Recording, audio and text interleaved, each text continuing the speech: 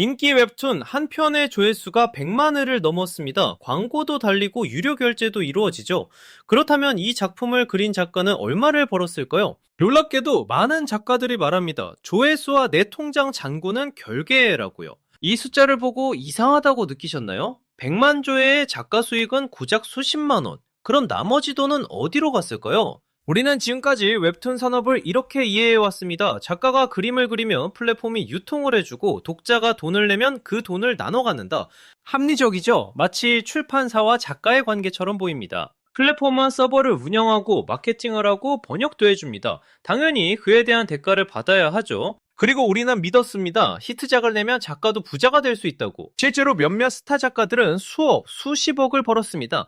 언론은 이들의 성공 스토리를 집중 조명했죠. 하지만 여기서 관점을 완전히 바꿔야 합니다. 우리가 보지 못한 것은 이겁니다. 웹툰 산업의 진짜 고객은 독자가 아니라는 점입니다. 네이버 웹툰과 카카오 엔터테인먼트는 단순한 유통 플랫폼이 아닙니다. 이들은 IP 제조 공장입니다. 웹툰은 완성품이 아니라 원재료입니다. 드라마, 영화, 게임, 굿즈로 가공할 수 있는 1차 상품이죠. 그리고 진짜 돈은 그 2차, 3차 시장에서 벌어집니다.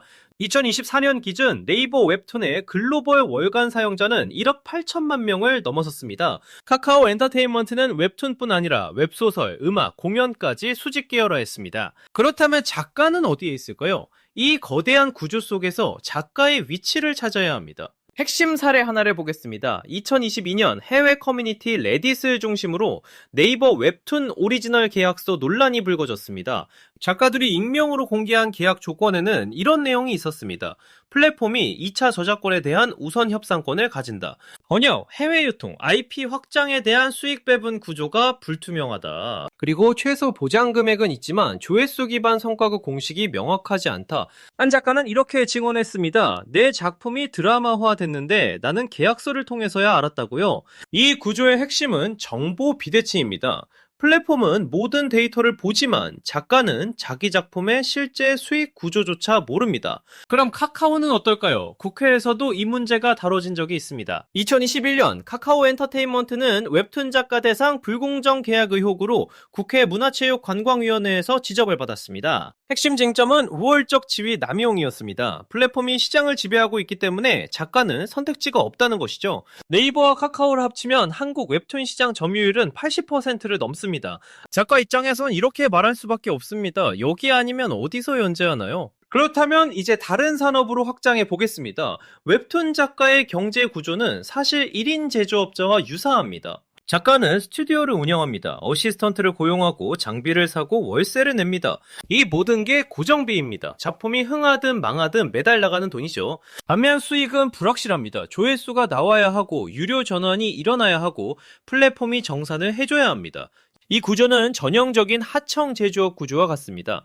원청은 리스크 없이 발주하고 하청은 리스크를 떠안습니다. 그런데 웹툰 산업에는 한 가지가 더 있습니다. 바로 연재 압박입니다. 주간 연재를 하는 작가는 1년에 50편 이상을 그립니다. 한 편도 빠지면 계약 위반이 될 수 있습니다. 한 작가가 말했습니다. 나는 IP 창작자가 아니라 콘텐츠 공급 기계가 된 것 같다고요. 그럼 이제 국가 단위로 확장해 보겠습니다. 왜 정부는 이 문제에 개입하려 할까요? 웹툰은 이제 한국의 주요 수출 콘텐츠입니다. 2025년 기준 웹툰 수출액은 2억 달러를 넘어섰습니다. 그런데 이 돈의 대부분은 플랫폼 기업이 가져갑니다. 작가 개인에게 가는 돈은 극히 일부입니다. 정부 입장에서는 이렇게 보입니다. 창작 생태계가 무너지면 결국 플랫폼도 콘텐츠를 잃는다. 그래서 표준 계약서를 만들고 분쟁 조정 제도를 강화하려는 움직임이 있습니다. 하지만 현실은 다릅니다. 표준 계약서는 권고사항일 뿐 강제력이 없습니다.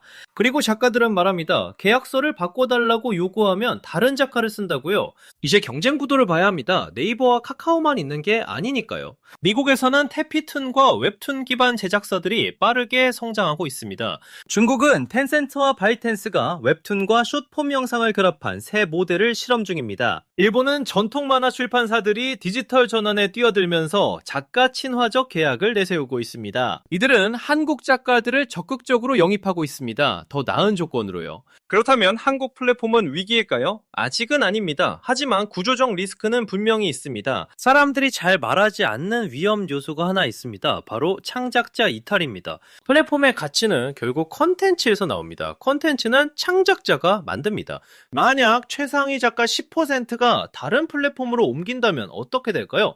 독자는 작가를 따라갑니다. 플랫폼이 아니라 작품을 보러 오니까요. 실제로 일부 인기 작가들은 이미 자체 플랫폼이나 크라우드 펀딩을 통해 독립을 시도하고 있습니다. 하지만 여기엔 또 다른 문제가 있습니다. 유통 없이는 도달 범위가 제한됩니다. 네이버 웹툰에 올리면 100만 명이 보지만 개인 사이트에 올리면 10,000명도 안 될 수 있습니다. 그렇다면 근본적인 질문을 해야 합니다. 왜 플랫폼은 이 위험을 감수하면서도 계약 조건을 고수할까요? 답은 경제학적 해자에 있습니다. 플랫폼이 가진 구조적 이점이 너무 크기 때문입니다. 첫째, 네트워크 효과입니다. 독자가 많으면 작가가 모이고 작가가 많으면 독자가 모입니다. 둘째, 수직 계열화입니다. 웹툰부터 드라마, 영화, 게임까지 모두 자체 계열사로 처리할 수 있습니다. 카카오는 드라마 제작사도 있고 게임 퍼블리셔도 있습니다. 웹툰 IP를 바로 활용할 수 있죠. 셋째, 데이터입니다. 플랫폼은 어떤 장르가 인기인지, 어떤 전개가 조회수를 높이는지 모두 압니다.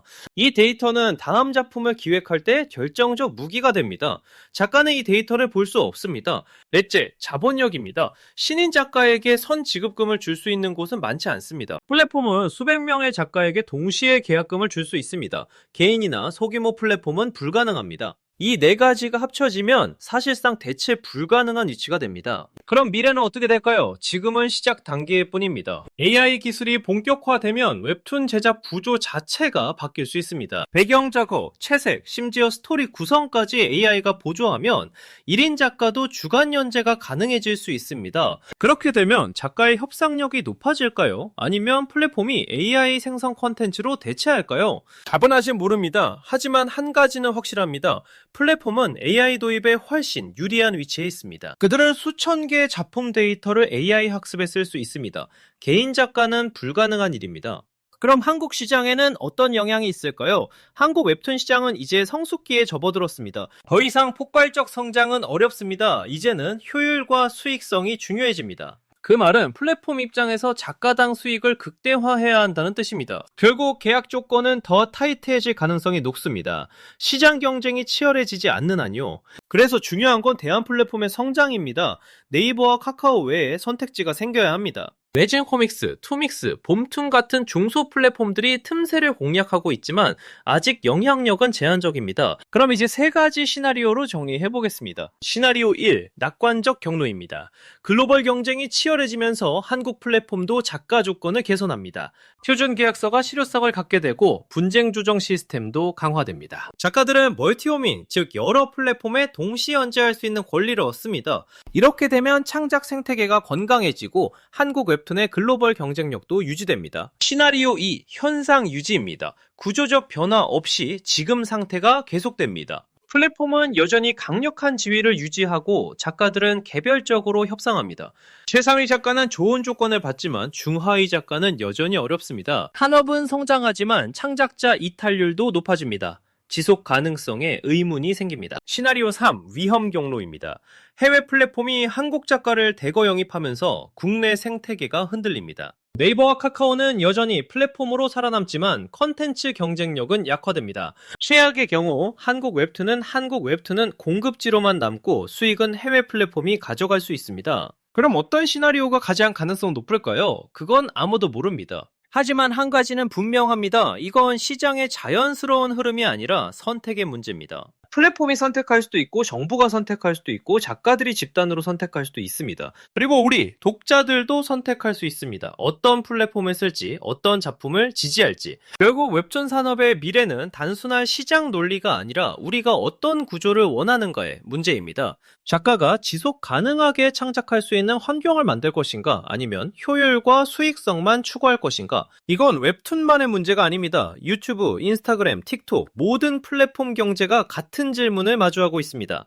창작자와 플랫폼의 관계는 계속 진화할 것입니다. 그리고 그 방향은 아직 정해지지 않았습니다. 오늘 영상이 여러분에게 이 구조를 이해하는 데 도움이 되었기를 바랍니다.